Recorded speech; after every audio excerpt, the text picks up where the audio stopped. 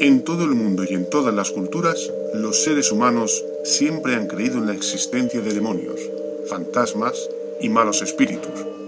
Según los expertos, estas entidades pueden tomar diferentes formas y capacidades en función de la religión o la cultura. Pero una cosa que permanece constante es su maldad y su deseo de infligir daño a sus víctimas. Una de las maneras más comunes de que los malos espíritus o entidades demoníacas utilizan para acceder a nuestra realidad es a través de la posesión, donde el único propósito es controlar el cuerpo de sus víctimas.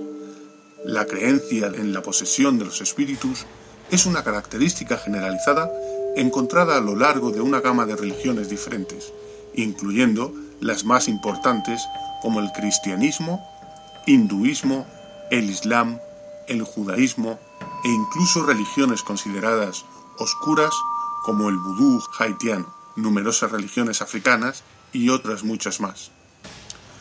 Uno de los métodos de defensa más conocidos contra las entidades sobrenaturales siniestras es quizás la antigua práctica conocida como exorcismo, que es una práctica para eliminar por la fuerza al espíritu o demonio. En muchos casos, los exorcismos no acaban dando el resultado esperado, debido a que el proceso es largo y arduo, teniendo en que pagar la víctima un peaje físico, mental y espiritual como resultado del intento de desalojar al espíritu maligno, incluso a veces con la muerte.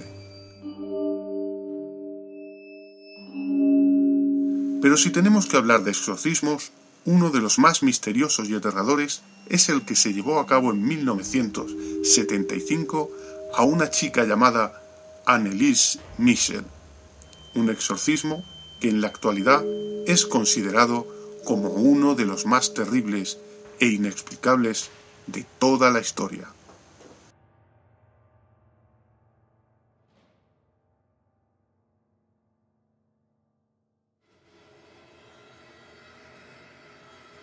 Anneliese Michel nació el 21 de septiembre de 1952 en Lichtenstein, Baviera, Alemania, Alemania Occidental, en el seno de una familia de católicos muy devotos que constaba de 3 hermanas y sus padres. Anneliese tuvo una infancia difícil. Una de sus hermanas había nacido como hija ilegítima 4 años antes de su nacimiento, lo que se convirtió en una fuente de escándalo y vergüenza para una familia tan profundamente religiosa. Un hecho que llevó a la madre a tener sentimientos fuertes de culpabilidad. Pero dejando aparte los problemas familiares, en 1968, Anneliese, de 16 años, experimentó un ataque repentino y violento. Su familia la llevó a un médico para un examen. Los neurólogos determinaron que sufría de epilepsia debido a un problema del lóbulo temporal. A pesar de este episodio, Anneliese trató de mantener una vida normal y continuó sus estudios en la escuela. Pero la medicación parecía no funcionar, y con el tiempo volvió a sufrir más ataques compulsivos. Cada vez se le prescribía medicamentos más fuertes, pero no parecía tener ningún efecto. Su carácter fue cambiando, dando paso a un comportamiento suicida, lo que la llevó a ser ingresada en un hospital psiquiátrico para su tratamiento. Todo parecía ir a peor.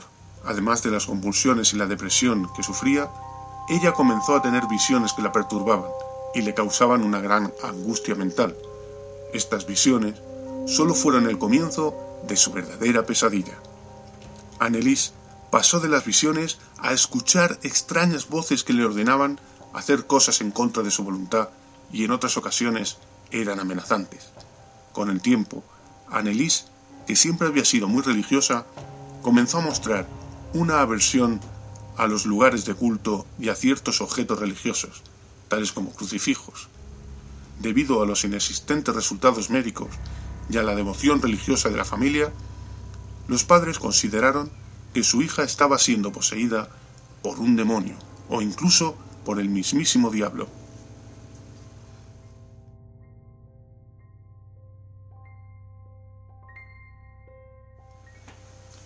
La familia de Anneliese la llevó a varios sacerdotes para consultarles sobre la condición de su hija, pero no tuvieron la acogida que esperaban. Los sacerdotes le dijeron que debían llevar a la pequeña Anneliese a un nuevo hospital para recibir tratamiento médico, exactamente lo mismo que no había dado ningún efecto hasta ese momento. Ni la comunidad científica ni la Iglesia católica querían hacerse cargo de Anneliese, lo que dejó a la familia en un desamparo total. Pero un pastor llamado Ernst Alt decidió investigar la historia de Anneliese por curiosidad.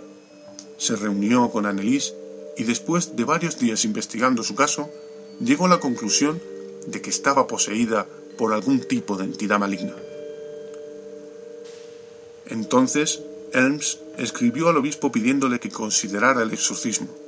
Después de muchas dudas, el obispo Joseph Stank finalmente accedió a permitir que se le realizara un exorcismo en secreto, y en 1975 envió a un exorcista llamado Arnold Renz para ayudar a Ernst. El exorcismo comenzó oficialmente el 24 de septiembre de 1975. Sin duda, cuando los dos sacerdotes llegaron a las puertas de la casa de Anneliese, eran completamente conscientes de que este día iba a marcar el comienzo de unos 10 meses de aterradora odisea que terminaría finalmente con la muerte de Anneliese.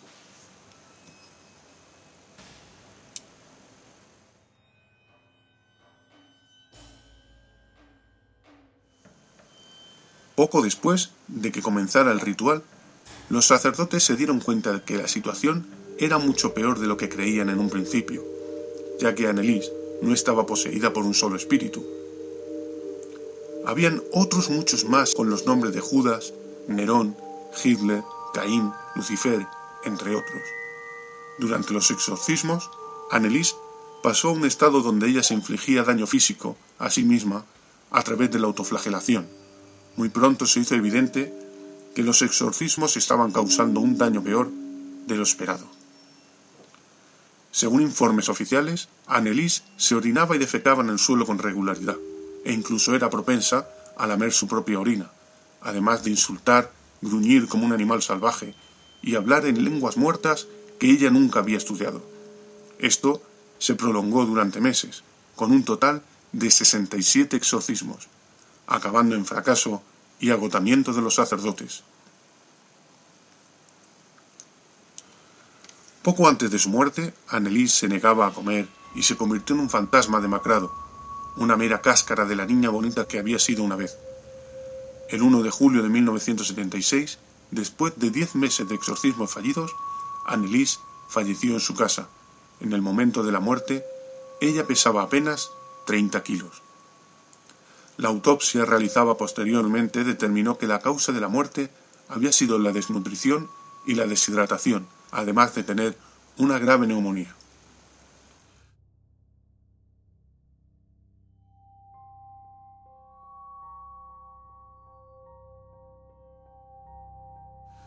La muerte de Anneliese dio paso a una investigación sobre las misteriosas circunstancias que rodearon la muerte de la niña.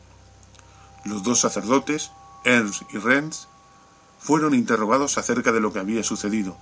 El Estado determinó que la muerte de Anneliese se hubiera podido evitar y que los dos sacerdotes no habían hecho absolutamente nada para salvarla.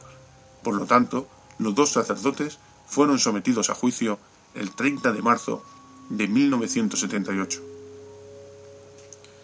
El juicio llamó la atención de todos los medios de comunicación y de la opinión pública. Las 67 sesiones de exorcismo fueron grabadas en audio y el tribunal fue sometido a las grabaciones de la niña fallecida, donde se podía escuchar cómo gruñía, vomitaba y decía obscenidades. Una de las cintas incluía una grabación de dos supuestos demonios hablando entre sí.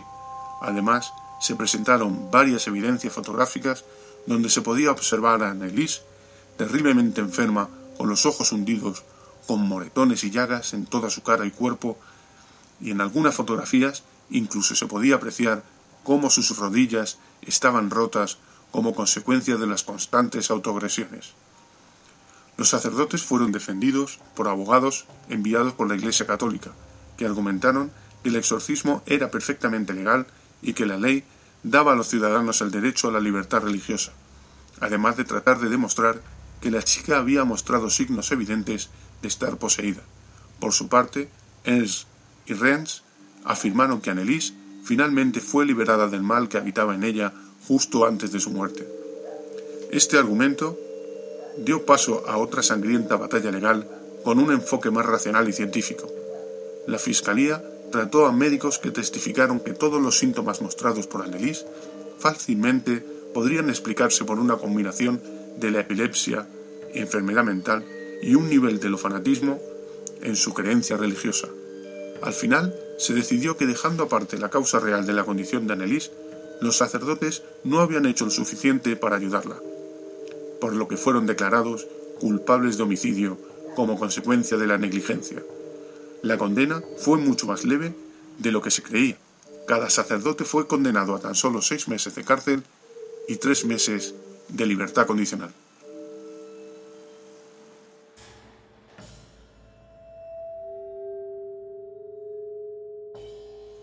Pero la sentencia no marcó el final del misterioso caso de Anneliese Michel.